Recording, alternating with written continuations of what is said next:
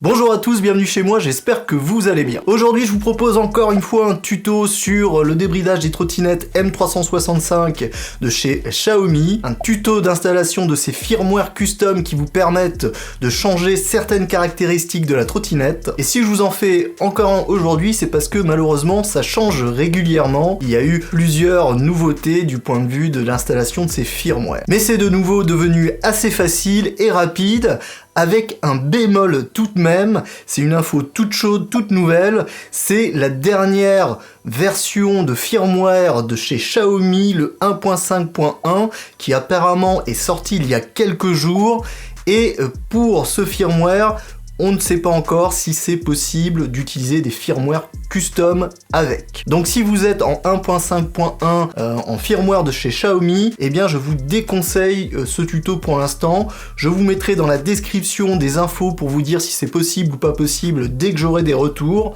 Mais pour l'instant c'est une inconnue et vaut mieux pas faire ce tuto si vous êtes passé à ce 1.5.1. Et en général je vous conseille de lire la description de cette vidéo. J'y mets des infos, des updates qui sont importantes pour éviter d'avoir des problèmes. Donc lisez bien la description. Et bien évidemment dans ce tutoriel je vous montrerai aussi comment regarder le numéro de votre firmware actuel pour être sûr de ne pas faire de bêtises.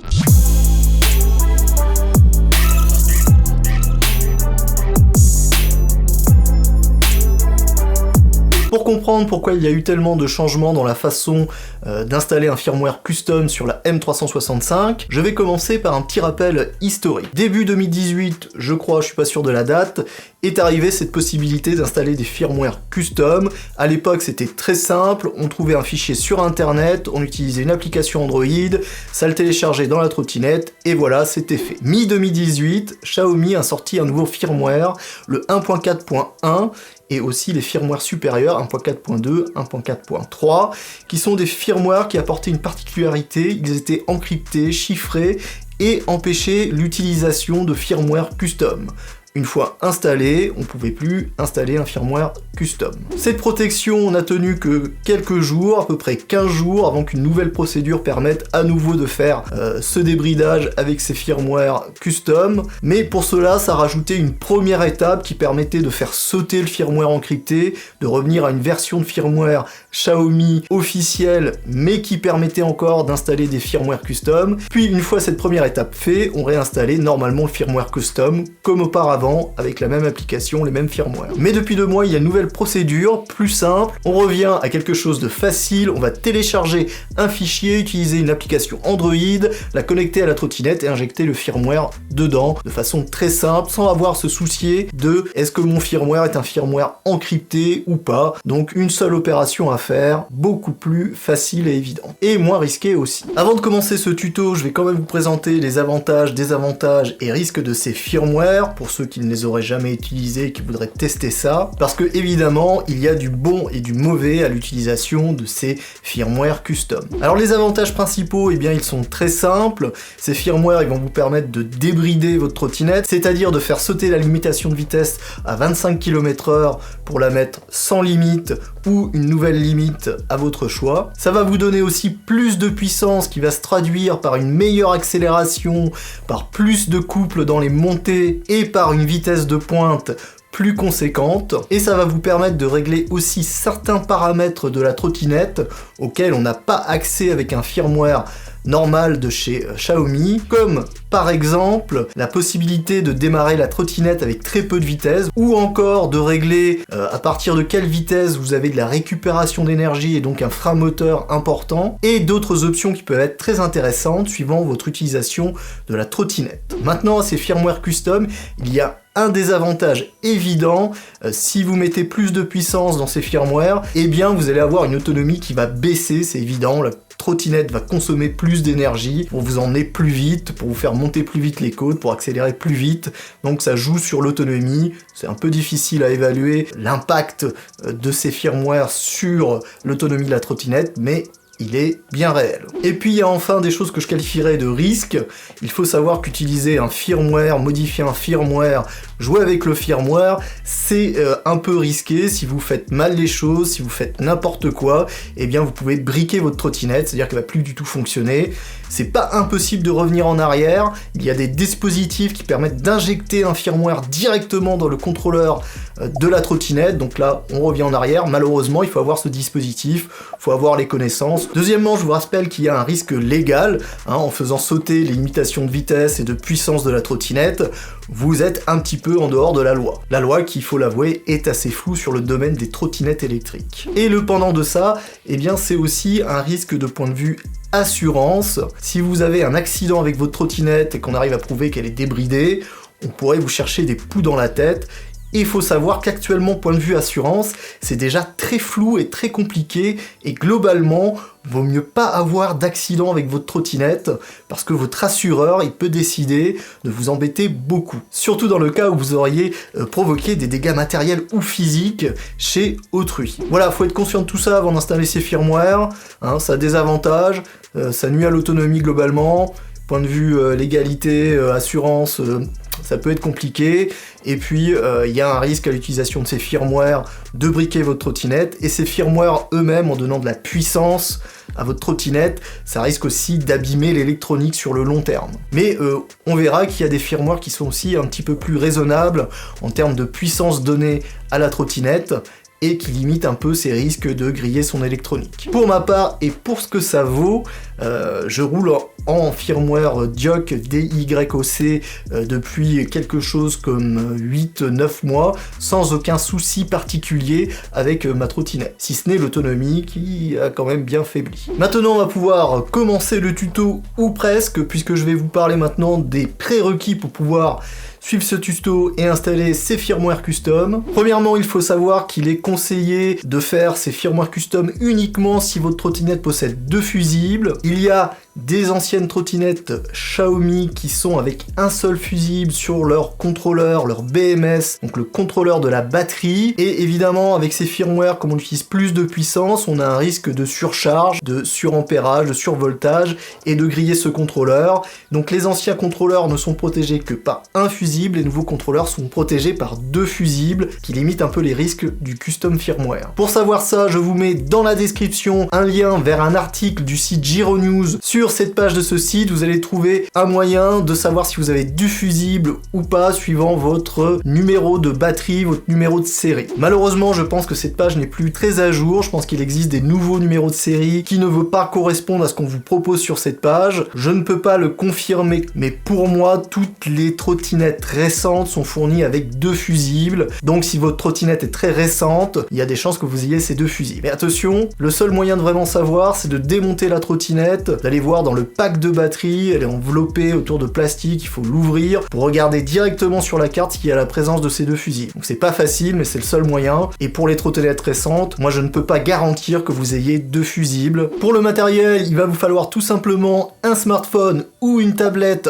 Android avec du Bluetooth et Internet, et il va vous falloir savoir utiliser un minimum ce téléphone, ce smartphone ou cette tablette. En particulier, il faut être capable d'aller sur Internet, de télécharger un fichier, puis de retrouver ce fichier sur votre smartphone ou tablette, d'installer une application qui vient du Play Store, donc le magasin d'applications de Google, application avec laquelle vous êtes obligé d'aller chercher le fichier que vous avez téléchargé. Tout ça est relativement simple, mais peut-être que si vous n'êtes pas à l'aise avec votre smartphone, c'est un peu compliqué. Et puis, parce que je ne le répéterai jamais assez, jouer avec le firmware, c'est dangereux. Si on ne sait pas, on fait pas, et si on ne veut pas de risque, on fait pas ces manips. Maintenant, vous êtes prévenus, c'est à vos risques et périls. Mais ne faites pas n'importe quoi, si vous avez des doutes, on fait pas. Assez de blabla, on va démarrer les choses intéressantes. La première chose qu'on va faire, c'est vérifier le numéro de version de votre firmware sur votre trottinette pour être sûr de ne pas être en 1.5.1. Parce que vous l'avez bien compris, je ne sais pas encore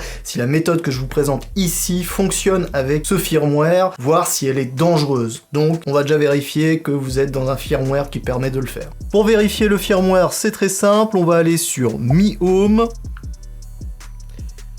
Ma trottinette est déjà enregistrée dedans, peut-être que c'est différent pour vous, moi j'ai juste à cliquer dessus. On va la connecter. On laisse la trottinette se connecter. Puis on va aller dans les options. Et on va regarder les informations de base.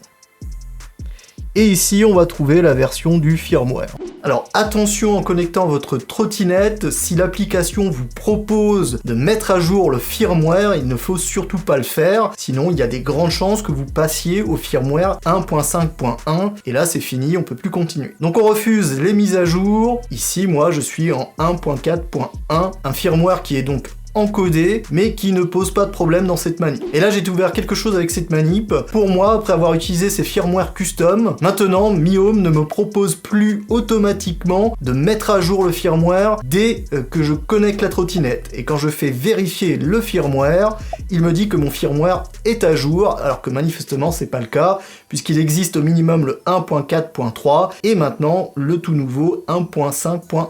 Et donc ça c'est une nouvelle information, ça veut dire que pour revenir à un firmware officiel antérieur de Xiaomi, eh bien on ne peut plus le faire par Mi-Home. Avant c'était possible, on connectait la trottinette et la première chose que vous faisait l'application, c'est de vous proposer de mettre à jour le firmware. Maintenant, pour revenir en arrière sur un firmware officiel de chez Xiaomi, il faudra utiliser les manips que je vais vous montrer par la suite. C'est toujours possible de revenir sur un firmware officiel, mais pas par la mise à jour de Mi-Home. Maintenant qu'on connaît votre version de firmware, et si vous n'êtes pas sur le 1.5.1, on peut passer à l'étape suivante qui va utiliser un site qui s'appelle m365.botox.be. Ce site vous permet de créer les firmwares qu'on va injecter dans la trottinette. Pour des raisons de facilité, pour pouvoir vous expliquer les choses plus facilement, je vais vous montrer ce site sur mon ordinateur, mais on n'a pas besoin d'ordinateur pour la suite des opérations, juste votre smartphone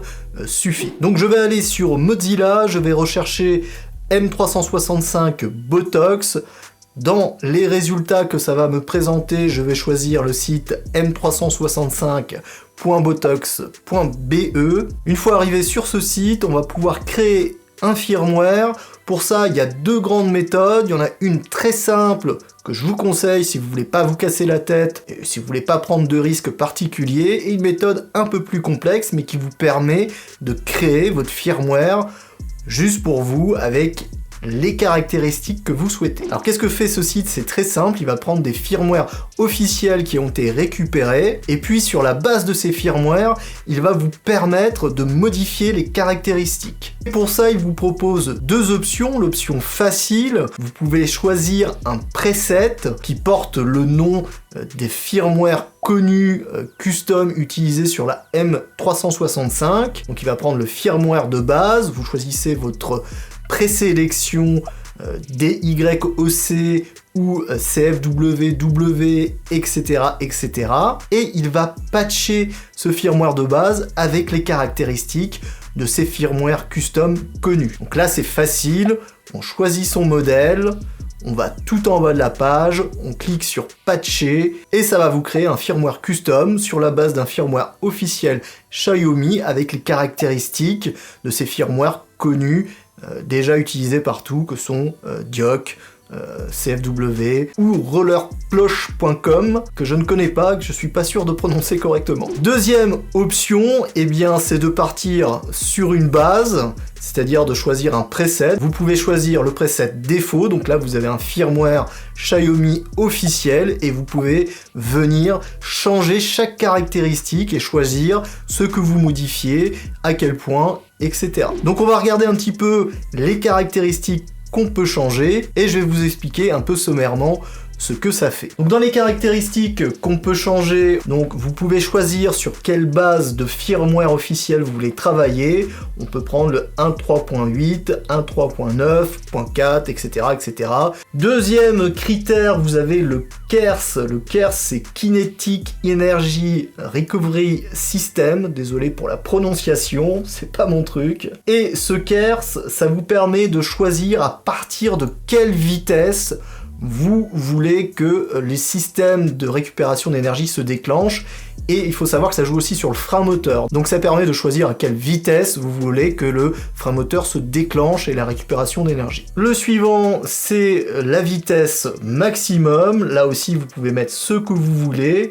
Vous remarquerez que sur tous les critères, vous avez des petites phrases qui vous expliquent un petit peu ce que ça fait et parfois qui vous donnent un peu les limites à respecter pour pas faire de bêtises. Ici, si vous voulez pas du tout de limite de vitesse, vous pouvez le mettre à 40 km/h, comme ça vous serez jamais ralenti par la limite de vitesse. On peut choisir la vitesse du mode Eco, pareil, on marque la vitesse qu'on veut. Chose importante que je précise tout de suite avant d'oublier, pour que cela soit effectif au moment où vous allez créer le firmware, il faut cliquer sur les petites cases patch. Si elles ne sont pas cliquées, elles ne seront pas prises en compte lors de la création du firmware. On peut choisir une option aussi qui m'intéresse beaucoup, c'est la vitesse de démarrage du moteur, c'est-à-dire que si vous voulez que votre trottinette démarre avec une très petite poussée à très faible vitesse, vous pouvez le régler ici. Moi, c'est un réglage que j'aime beaucoup et j'aurais tendance à le mettre très bas pour être sûr d'avoir la trottinette qui démarre facilement. La prochaine caractéristique, c'est la puissance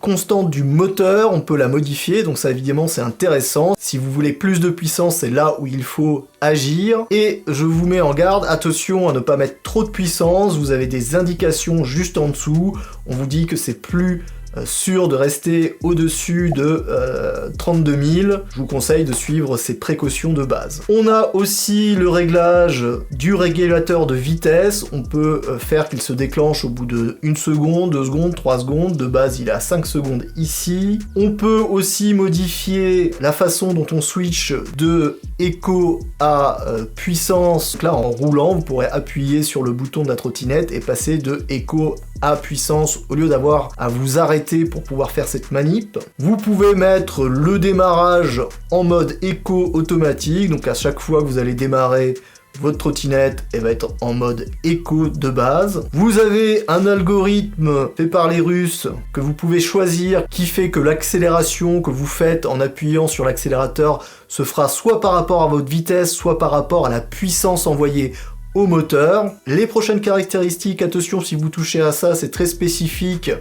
Je vais pas trop en parler ici, mais vous pouvez changer la limite de voltage de la batterie. Ça permet, entre autres, si vous avez modifié votre batterie, eh bien, d'adapter la trottinette à ces nouvelles batteries. Vous pouvez enlever la limite de 35 km/h. Je vous avoue que je ne connaissais pas cette limite, mais je pense qu'il y a une limite intégrée à la trottinette qu'on peut changer ici en plus de ce qu'on a déjà vu avant. Bon, personnellement, je pense que la laisser à 35, c'est plutôt pas mal. Surtout que même avec ces firmware qui donnent plus de puissance, le 35 km/h, on va pas le faire très souvent, il va falloir une bonne descente. On a une option pour les gens qui mettent une deuxième batterie pour pouvoir rendre la trottinette compatible avec ses batteries externes. Encore une fois, n'y touchez pas si vous ne savez pas ce que vous faites. On a une option qui vous permet de modifier le comportement du BMS pour ceux qui utilisent un BMS open source. Je vous avoue que je ne connais pas du tout ce BMS open source et je vous conseille de ne pas toucher à cette option. Et enfin, on peut changer aussi la façon dont la trottinette calcule la vitesse. La trottinette, elle calcule la vitesse par rapport au nombre de tours de roue.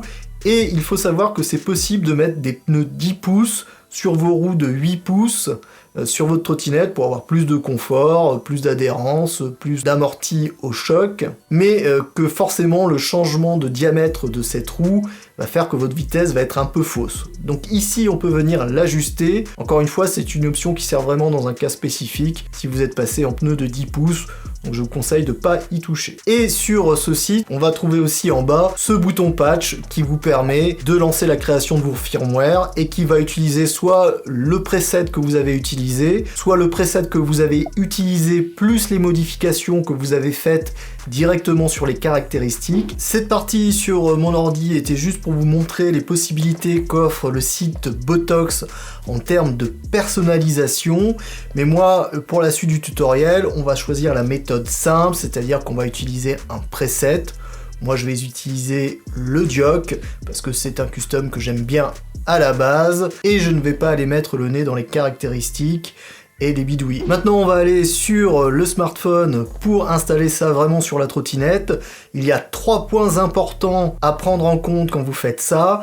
1, il vous faut le smartphone et la trottinette de suffisamment chargés pour que l'opération puisse se passer sans que la trottinette ou le smartphone s'arrête. Deuxièmement, il va falloir garder en permanence le téléphone près de la trottinette pour ne pas couper la connexion Bluetooth. Et ces deux opérations sont importantes puisque l'un des risques de l'installation de ces firmware, c'est que pendant l'installation même, le téléchargement, eh bien ça se coupe parce que vous avez plus de batterie ou parce que vous êtes trop écarté de la trottinette et que la connexion Bluetooth a été interrompue. Et troisièmement, il faut absolument supprimer toutes les anciennes versions de M365 Dungey que vous avez pu utiliser pour être sûr d'utiliser la bonne et d'en avoir une à jour, sinon il y a des risques pour votre trottinette de la briquer. Pareil, si vous avez des anciens firmware, c'est mieux de les supprimer avant, ça évite de mélanger et de faire une erreur qui serait un peu fatale pour votre trottinette. Une fois que c'est fait sur votre smartphone, on va aller sur internet, moi je vais utiliser mon navigateur Opera et on va rechercher M365 Botox.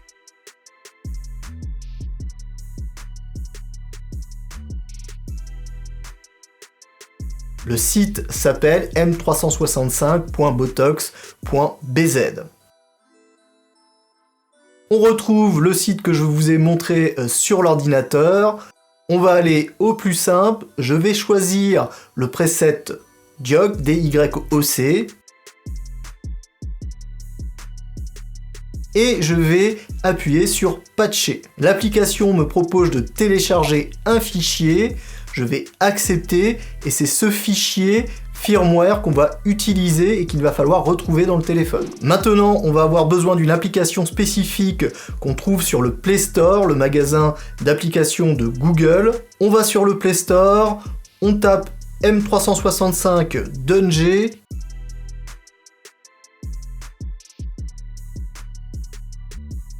On installe l'application. Une fois cette application installée, on va l'ouvrir. On s'assure donc que la trottinette est à proximité. On va l'allumer. On va s'assurer que le téléphone n'est pas trop loin. On appuie sur le bouton Connect pour connecter la trottinette à l'application. Si vous venez de l'installer comme moi, il va falloir accepter les demandes d'autorisation de l'application. On est obligé de faire un check version. Une fois que c'est fait, l'application vous autorise à aller chercher le fichier de firmware qu'on a créé avec le site Botox. Pour ça, il faut retrouver dans votre téléphone le fichier téléchargé. Normalement, il se trouve dans un dossier qui s'appelle Download. Une fois sélectionné le bon fichier, l'application vérifie que ce fichier est compatible et vous autorise à lancer le flash du firmware. Plus qu'à attendre patiemment que le firmware se charge. Encore une fois, attention à ne pas déconnecter le smartphone de la trottinette pendant cette opération, c'est sensible. Et une fois que c'est flashé, que c'est fini, l'application vous indique si ça s'est passé avec succès ou pas. Et voilà, c'est fait pour le flash de ce firmware, il est installé. Et maintenant, si vous voulez revenir en arrière, il vous suffit de retourner sur Botox, sur le site Botox, de choisir le preset défaut et vous n'avez plus qu'à modifier la première caractéristique qui vous permet de choisir quel firmware de base de Xiaomi vous voulez réinstaller. Si vous voulez réinstaller le plus récent, c'est le 1.4.3, du moins c'est le plus récent disponible via Botox, puisqu'évidemment il y a le tout nouveau 1.5.1 qui vient de sortir. On va récapituler les points importants. Assurez-vous bien de ne pas être en 1.5.1 pour faire ce tuto. Je ne sais pas si ça marche, je ne sais pas si ça va briquer votre trottinette.